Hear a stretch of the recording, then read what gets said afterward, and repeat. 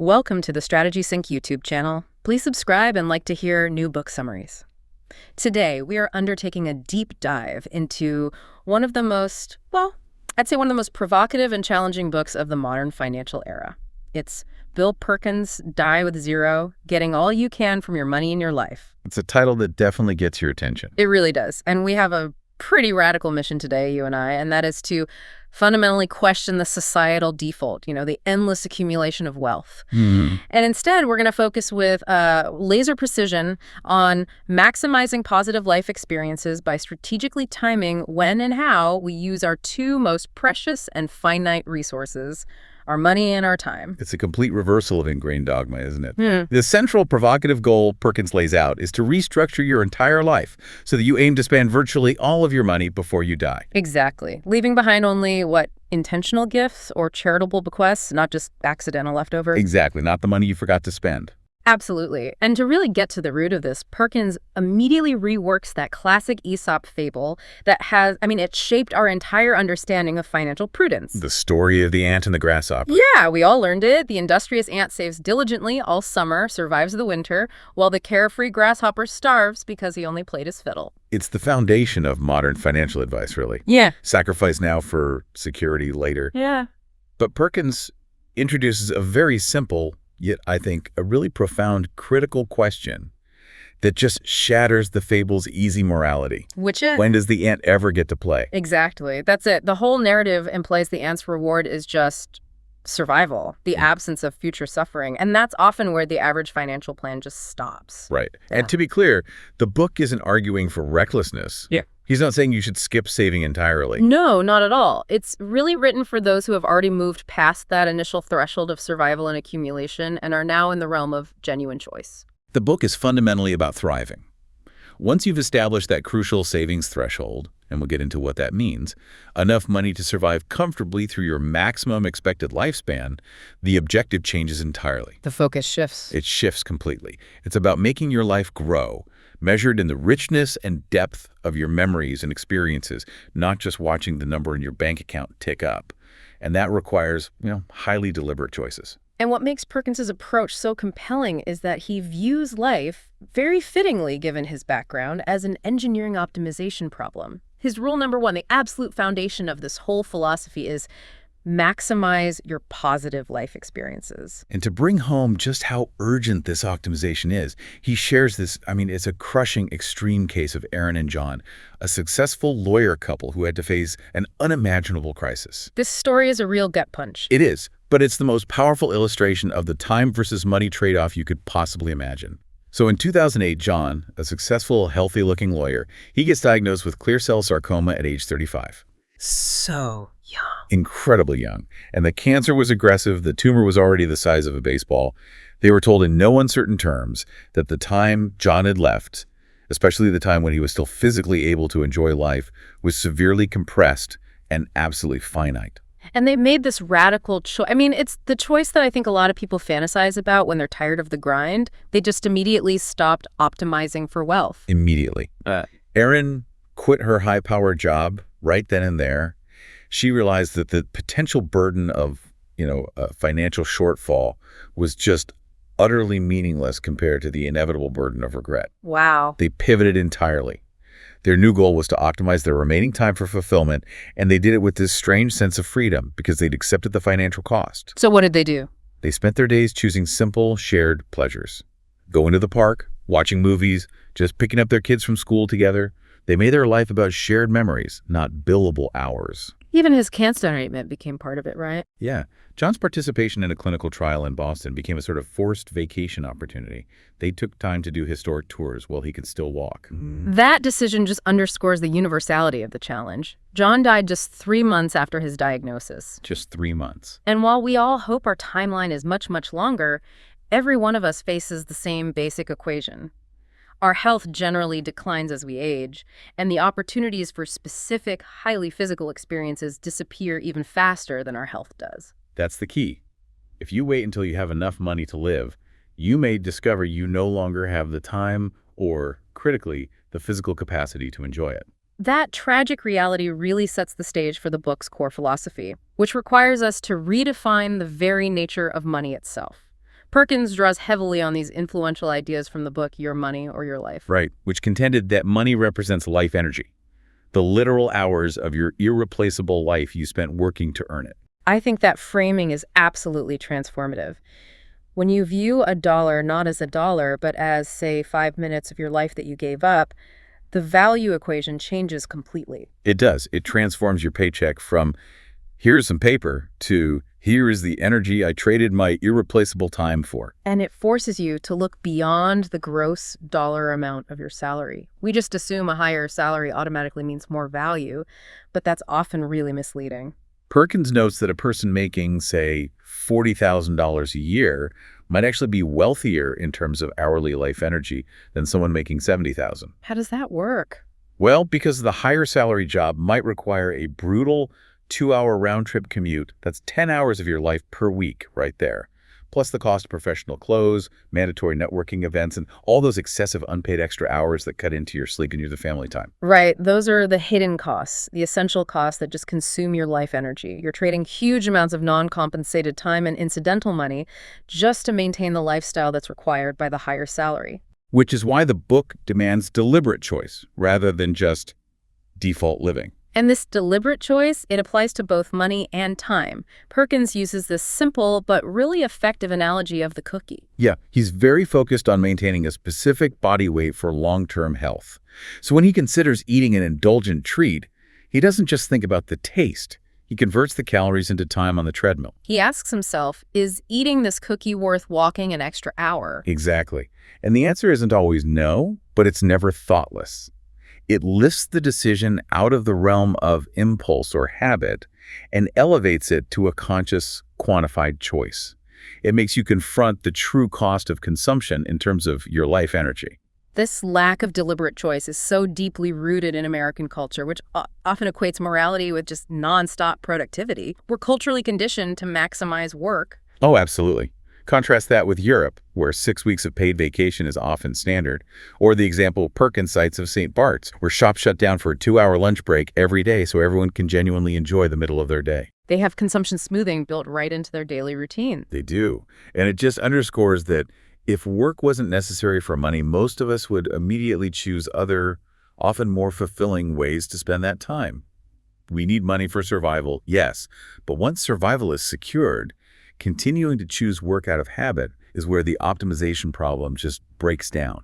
And that's precisely where his personal philosophical revolution began. It was back when he was just starting out, working as a screen clerk on the floor of the New York Mercantile Exchange. Right, he was making peanuts, maybe $18,000 a year, and was incredibly frugal. He was even driving his boss's limo at night for spare change just to save money. He manages to sock away $1,000, which, when you're making 18 grand, feels like a monumental achievement. Oh, for sure. So he goes to his boss, this guy Joe Farrell, just swelling with pride, expecting a pat on the back, a high five for his thriftiness. And Joe Farrell, in classic Wall Street fashion, delivers the line that became the foundation for this whole book. He says, "Are you a fing idiot to save that money?" As a listener, that line is just shocking. But the longer you think about it, the more brilliant it becomes. Why save a random $1,000 now when you're literally struggling to eat and living with your mom just to give it to your future self, who will likely be earning 50 times that amount? It flies in the face of everything traditional personal finance advice tells us. But Joe Farrell's point was simple and really mathematically sound. Perkins came to Wall Street to make millions. He was absolutely confident of the direction of his future earnings, even if he couldn't predict the magnitude. So he was practicing consumption smoothing entirely in reverse. Exactly. Let's clarify that concept. Consumption smoothing is the foundational finance idea of transferring money from your years of abundance, your peak earning years, to leaner years, like retirement, to maintain a relatively stable level of spending throughout your life. And Perkins was doing the opposite. He was.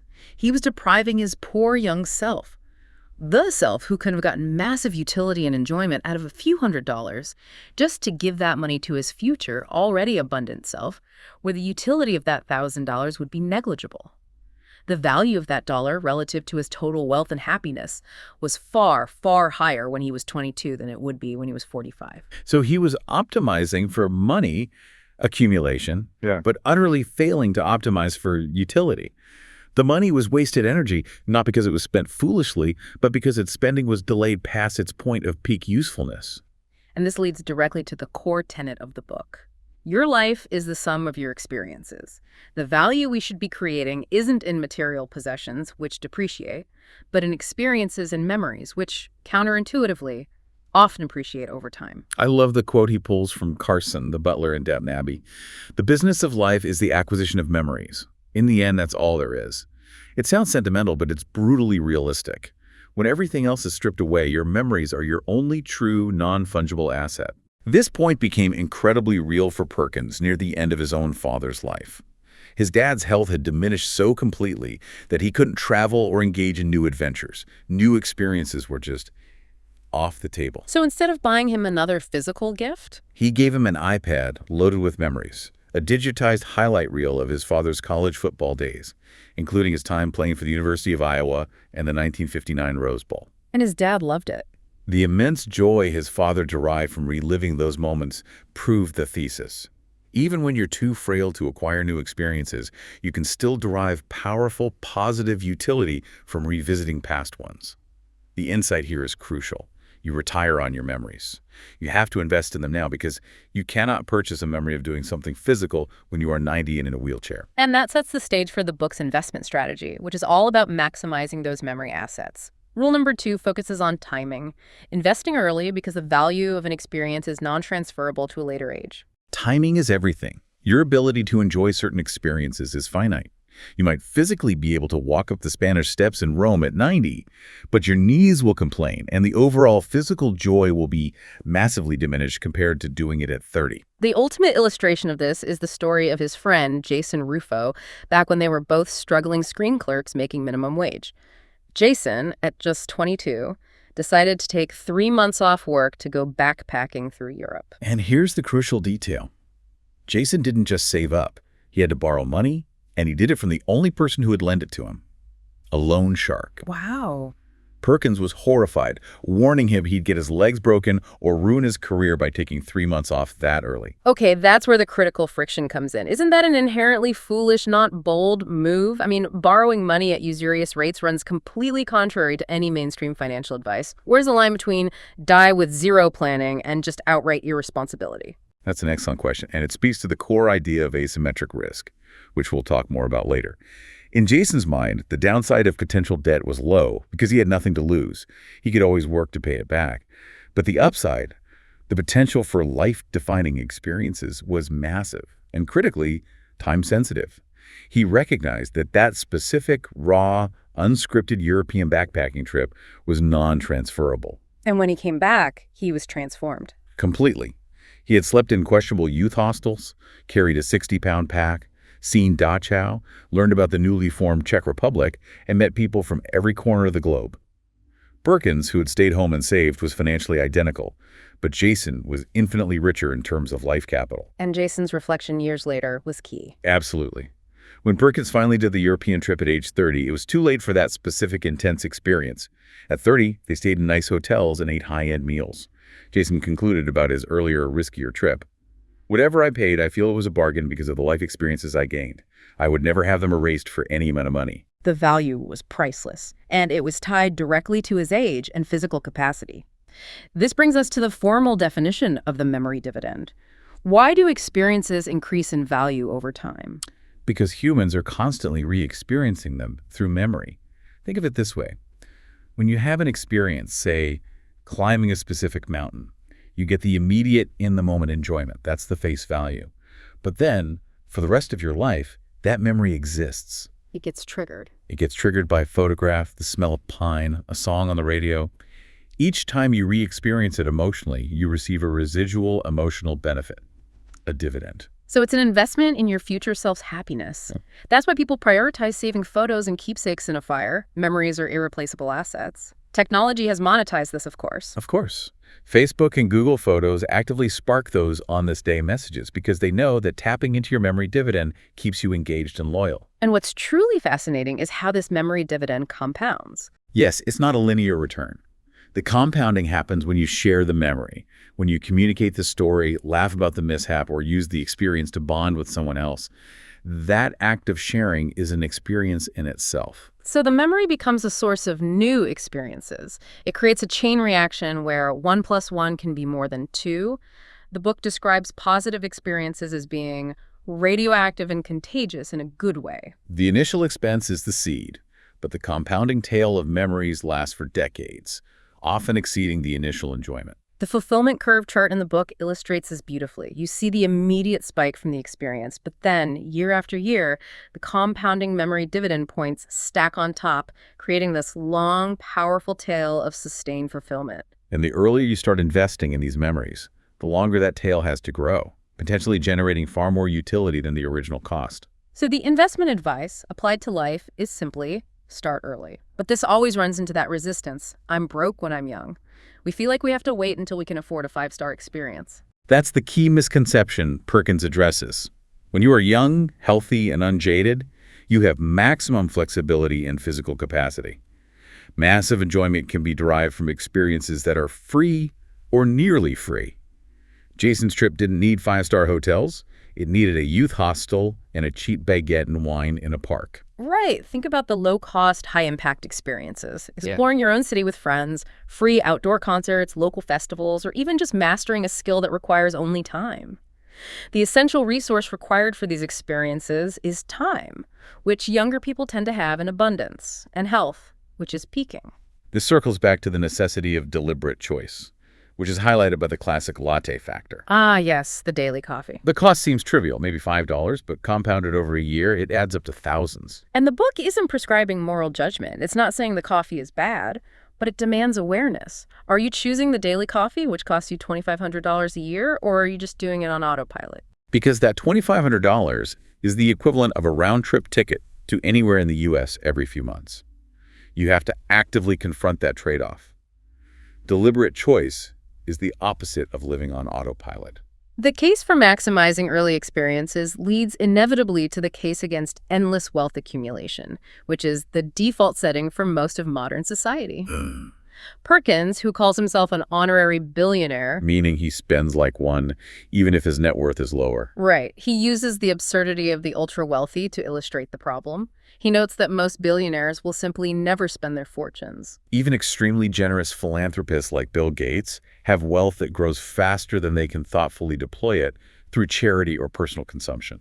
Perkins' critique of Gates isn't about his character, it's about his timing and efficiency. He argues Gates retired too late, accumulating several times what he could possibly spend in one lifetime. The simple, harsh reality is that life is not a video game like Space Invaders. You don't get points for racking up the highest score in your bank account before the game ends.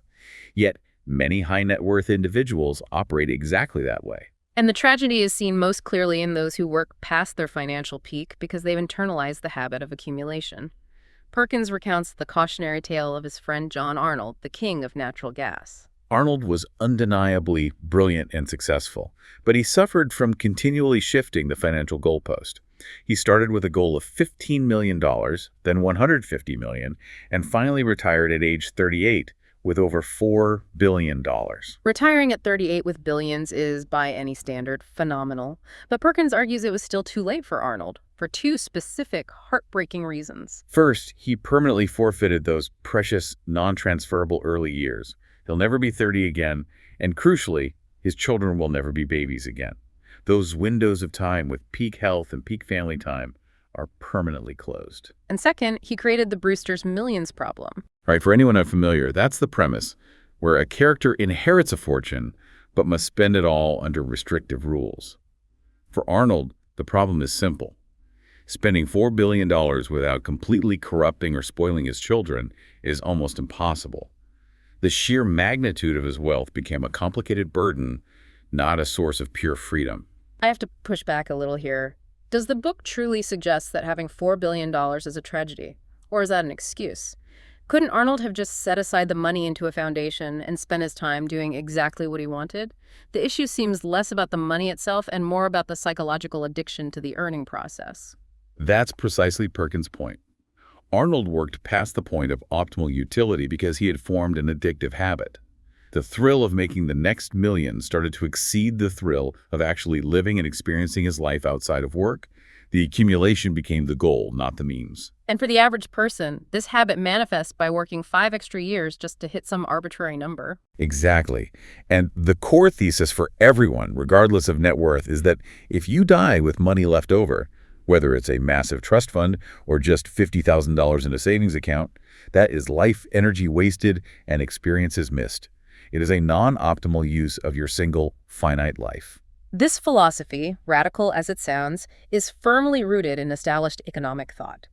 Back in the 50s, the Nobel Prize-winning economist Franco Modigliani developed the life cycle hypothesis, or LCH. What exactly does that propose? It sounds very technical. It's quite intuitive, actually. LCH posits that a rational individual seeking to maximize their lifetime enjoyment should save during their working years to smooth out consumption and then spend down that wealth.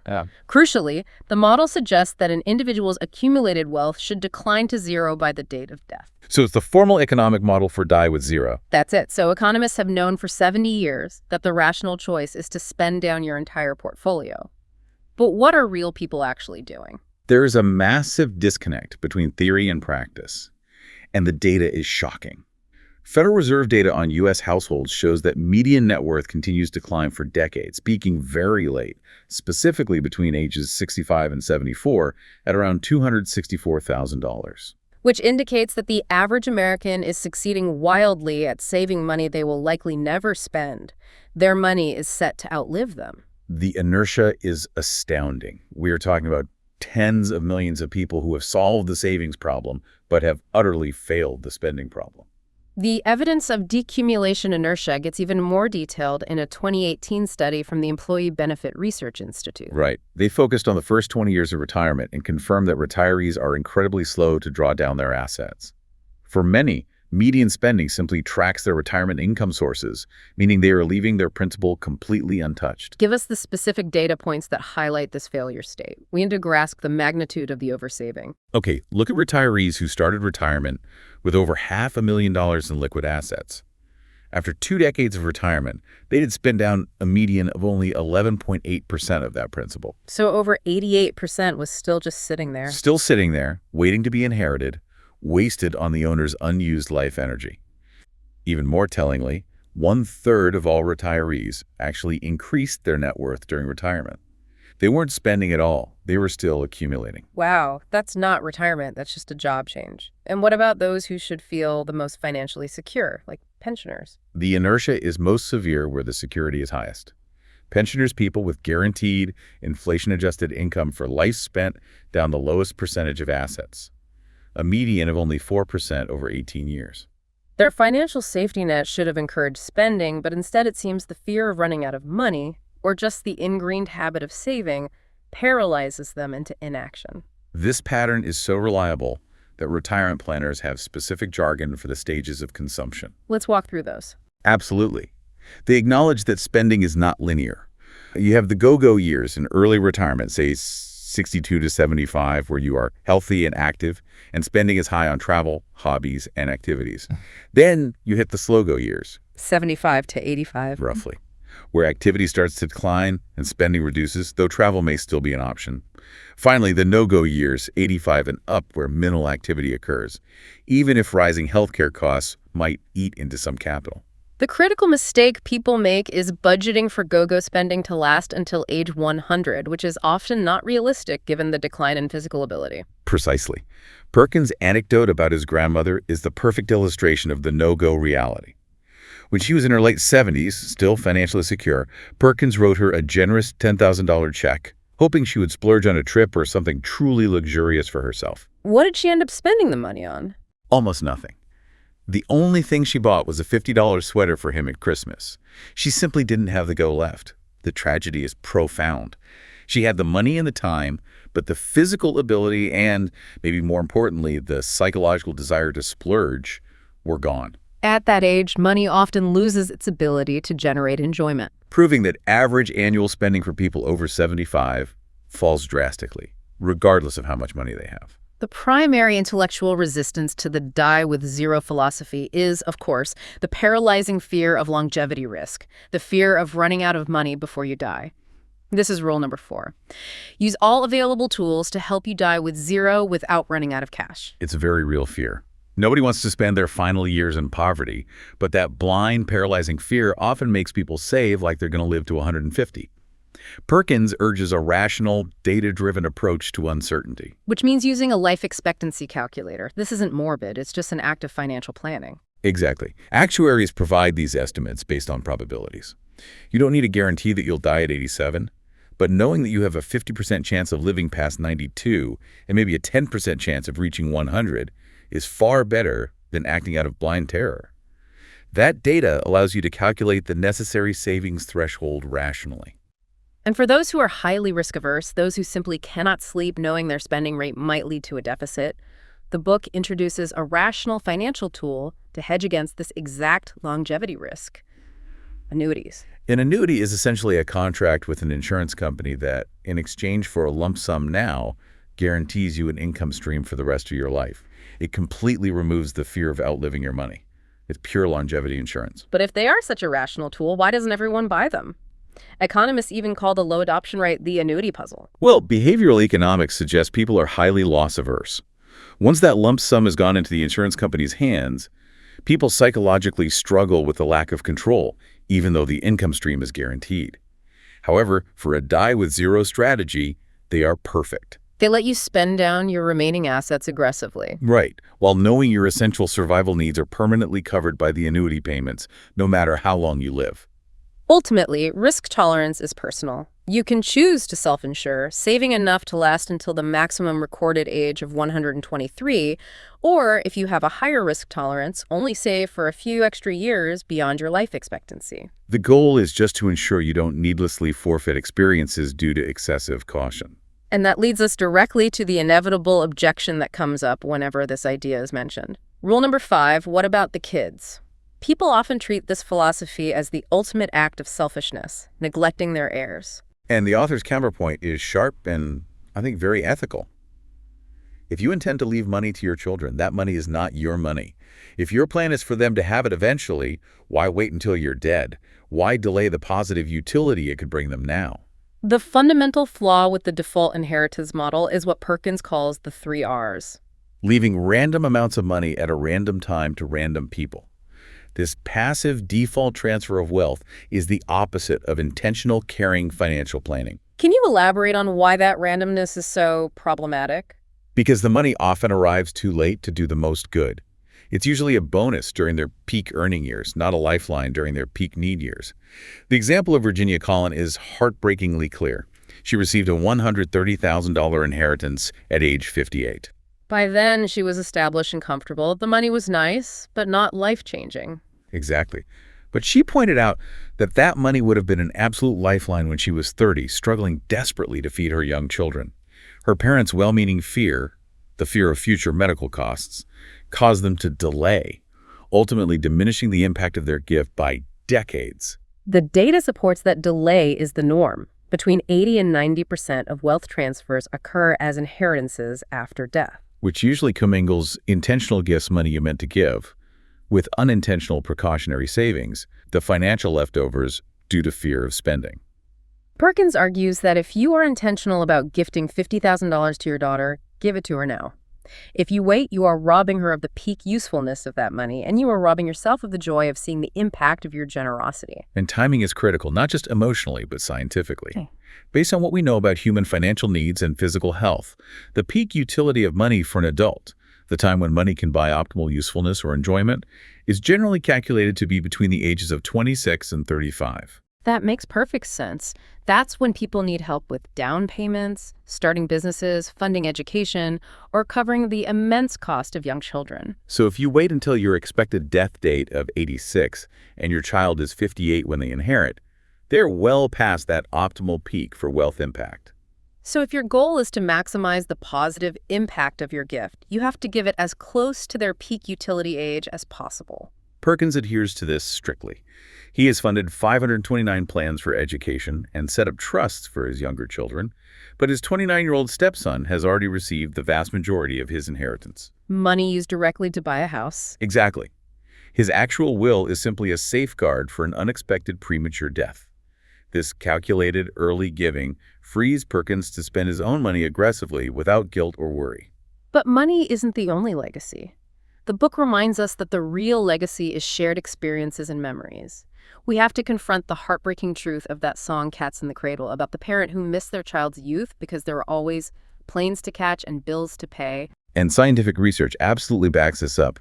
Positive parental affection, which primarily means time and attention, is directly correlated with better adult health outcomes and lower depression rates for children.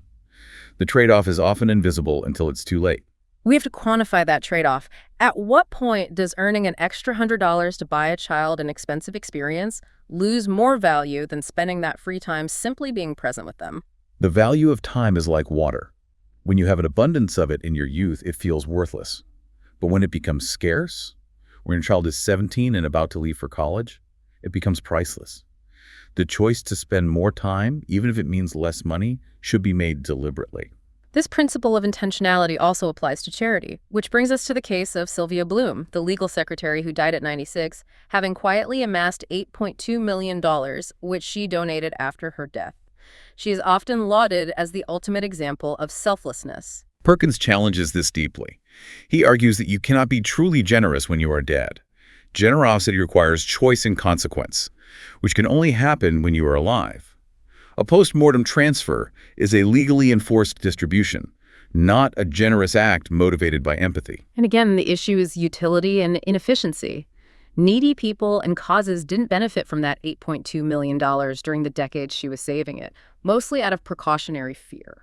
That capital could have been used earlier for high social return investments, like educational charities that need funds today.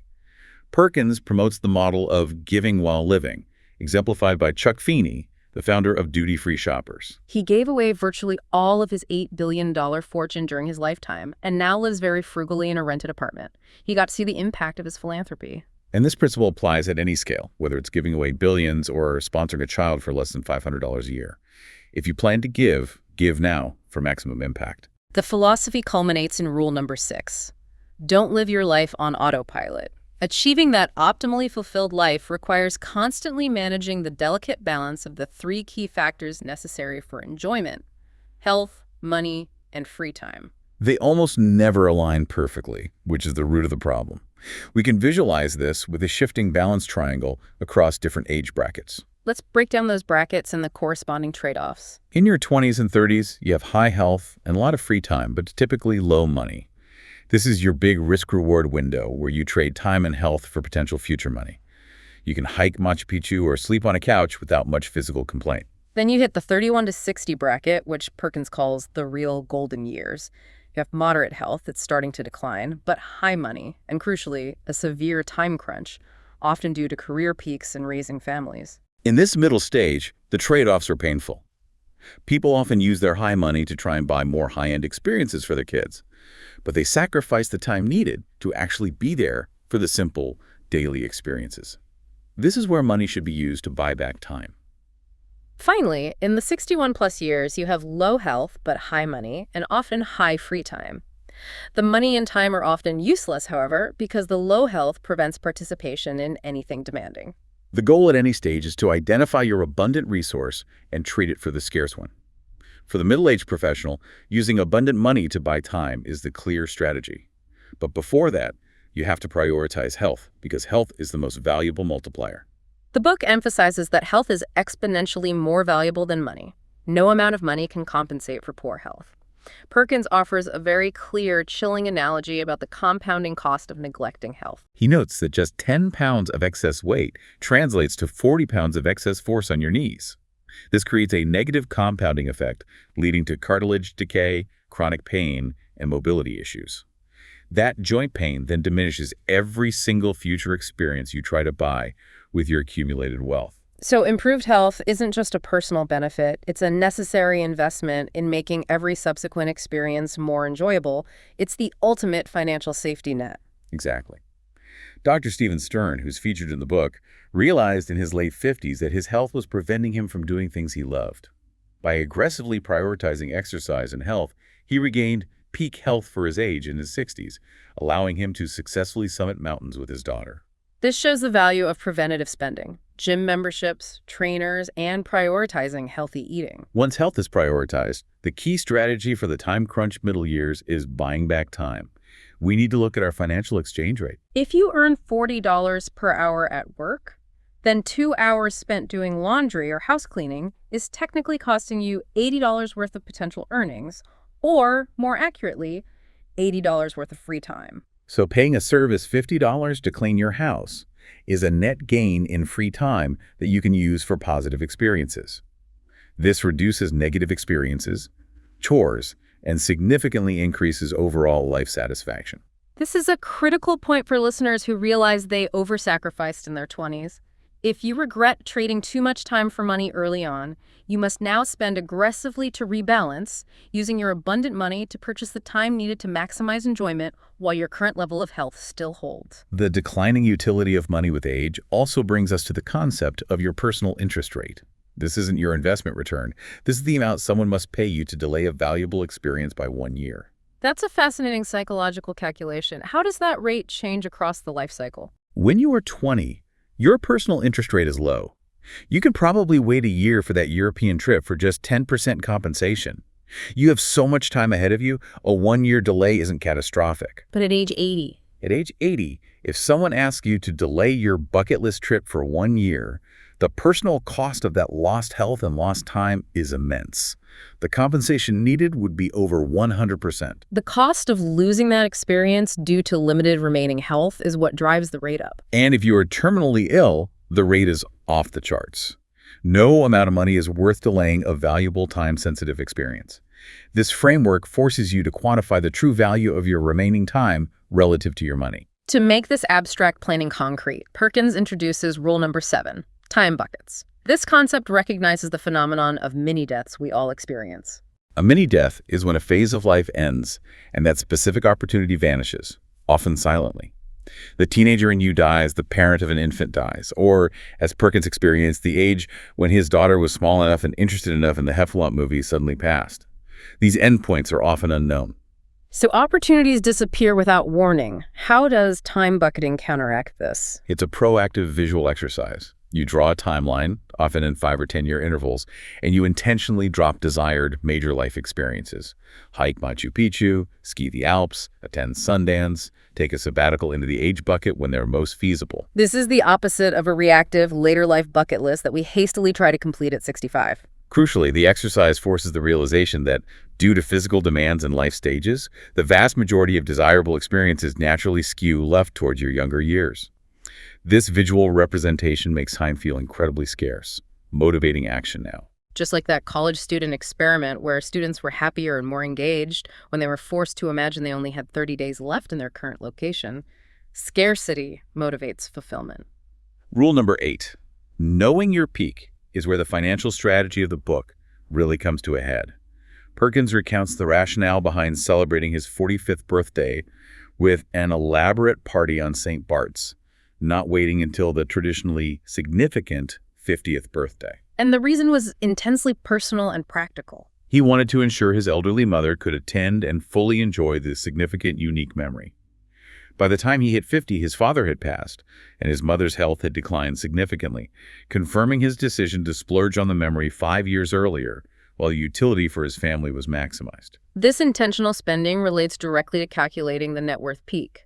This is the single date when your accumulated wealth should be the highest it will ever be, after which you must deliberately start spending decumulating. Before determining the peak date, you have to identify your savings threshold, which is the absolute minimum amount needed for bare survival until the absolute maximum life expectancy. This is calculated by taking your annual cost of survival, say $12,000 a year, and multiplying it by your projected maximum lifespan. And the book points out that the actual amount needed is lower because investment returns offset withdrawals over that time, even during decumulation. This threshold guarantees security and removes the longevity fear. Once this survival threshold is met, the goal shifts. Your peak net worth becomes a date, not a number. Saving for an arbitrary higher dollar amount, say, striving for $2.5 million instead of $2 million, costs you years of lost free time and declining health, closing the window on specific experiences forever. That $500,000 difference is not worth the potential experiences lost. What are the optimal ages for this peak based on the modeling? Based on simulations, the optimal net worth curve must peak and then decline, aiming for zero. For most people, the optimal peak occurs somewhere between ages 45 and 60. Waiting until 62 or 65 to start spending down is almost certain to result in dying with a massive amount of unspent money. But I have to ask, for those of us who genuinely love our jobs, the idea of slowing down or retiring early feels like a penalty, not a reward.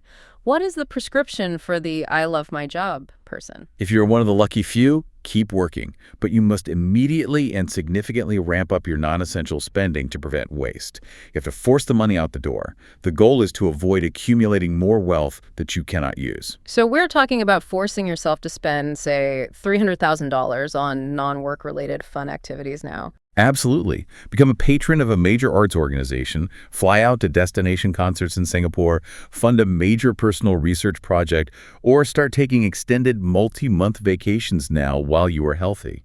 You need to turn your surplus wealth into unique memories before your health declines and the utility vanishes. Finally, we arrive at rule number 9. Be bold, not foolish. This is the psychological mechanism to break inertia and take the calculated risks that maximize your life potential, particularly when you are young. This centers on the financial concept of asymmetric risk. Can you define that for us and explain why it's so critical to this philosophy? Asymmetric risk is when the potential downside of failure is much, much smaller than the potential upside of success. When you're young, you have maximum time to recover or reload your life, like a poker player who loses a stack of chips but knows they can easily earn more later.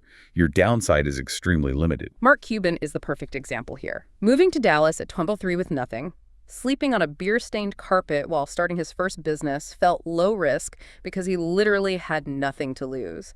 The downside was temporary hardship. The upside was infinite. The younger you are, the bolder you should be, because time is your greatest asset. Contrast moving to Hollywood to become an actor in your early 20s, a high-risk but reversible bet, versus taking that same career risk in your 50s. In your 50s, the stakes are higher, recovery time is less, and the reward years are fewer. That's where the definition of not foolish comes in. The book implies a successful life is one where you take big swings that lead to great memories, even if they don't lead to massive wealth. Look at Jeff Cohen, who played Chunk from the Goonies. His acting career essentially ended after puberty. He took a calculated risk to reinvent himself, went to law school, and became a highly successful entertainment lawyer. He lost the career bet, but he reloaded successfully. The memories of trying and the ability to pivot made the initial risk bold, not foolish. We often quantify the fear of failure, but we rarely quantify the cost of inaction. And that's the greatest fear you should have. Wasting your life, not running out of money at 80.